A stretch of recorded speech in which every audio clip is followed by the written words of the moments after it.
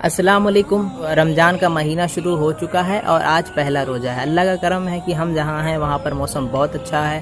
بہت سے لوگوں کو لگتا ہے کہ فجر سے لے کر کے مغرب تک کچھ نہ کھانا پینا روزے کا نام ہے، تو ہاں ظاہراً تو یہی ہے روزے کا نام، لیکن اگر ہم کسی اسلامک اسکالر سے کانٹیکٹ کریں اور ان سے پوچھیں کہ روزہ کیا ہے تو وہ بتائیں گے کہ یہ تو ظاہراً بات ہے کہ بھوکے رہنا ہے، کچھ کھانا پینا نہیں ہے، لیکن جو ہے ہمارے جسم کے ہر حصے کا روزہ ہے۔ جیسے ہماری آنکھوں کا روزہ یہ ہے کہ ہم ان سے کوئی بھی فالتو چیزیں نہ دیکھیں، جیسے کوئی مووی نہ دیکھیں اور بھی جو دوسری بری چیزیں ہیں ہم وہ نہ دیکھیں۔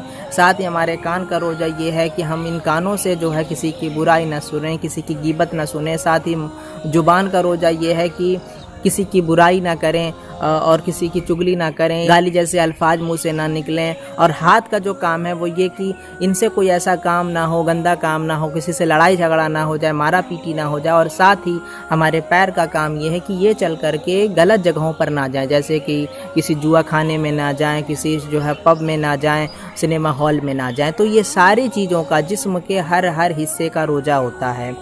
دماغ کا بھی روزہ ہے کہ ہمارے جو ہے خیالات میں گندے باتیں نہ آئیں۔ دل کا بھی روزہ ہے کہ کسی کو لے کے کچھ برائی نہ آئے۔ تو یہ ساری چیزوں پر جب ہم دیکھ لیں گے جسم کے ہر حصے کو، پھر ہمیں پتہ چلے گا کہ روزہ کیا چیز ہے۔ اب ہوتا یہ ہے کہ ہم جو ہے بھوکے تو رہتے ہیں لیکن زبان کسی کی برائی کرتی ہے، کیونکہ 11 مہینہ ہم اس پہ محنت نہیں کرتے ہیں، آنکھ پہ محنت نہیں کرتے، منہ پہ محنت نہیں کرتے، کنٹرول نہیں کرتے، ہاتھ پیر پہ کنٹرول نہیں کرتے۔ تو یہ جو ہے اچانک سے تو نہیں ہوگا نا، سڈنلی ایسا نہیں ہو جائے گا کہ ہم اچانک سے فرشتے ہو جائیں۔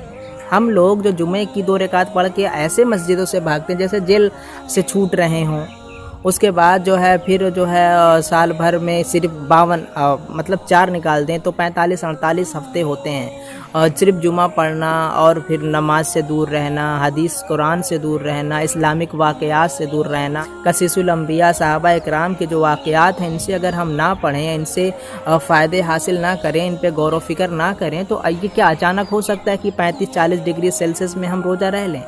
جب ہم پڑھیں گے کہ جنگ بدر میں صحابہ کیسے روزہ رہے، جب ہم پڑھیں گے کہ کیسے حضور صلی اللہ علیہ وسلم کے گھروں میں کئی دن فاقے ہوتے تھے، اور بھی جو دوسرے بہت سارے واقعات ہیں رمضان کے جو ہے، یا اس طریقے سے کہ صبر کے واقعات ہیں، اگر ہم ان کو پڑھیں تو ہم پائیں گے کہ ہاں روزہ رہنا جو ہمارے جو پرانے لوگ تھے انہوں نے کتنی محنت کے ساتھ اسلام پر ڈٹے رہے، مشکل حالات میں اسلام پہ ڈٹے رہے، تو ہمارے لیے یہ 14-15 گھنٹہ بھوکا رہنا کون سی بڑی بات ہے۔ تو جب ہمارے اندر یہ باتیں ہوں گی، انٹرنل طور پہ اچھی فیلنگ ہوگی، تو روزہ رہنا بے حد آسان ہو جائے گا۔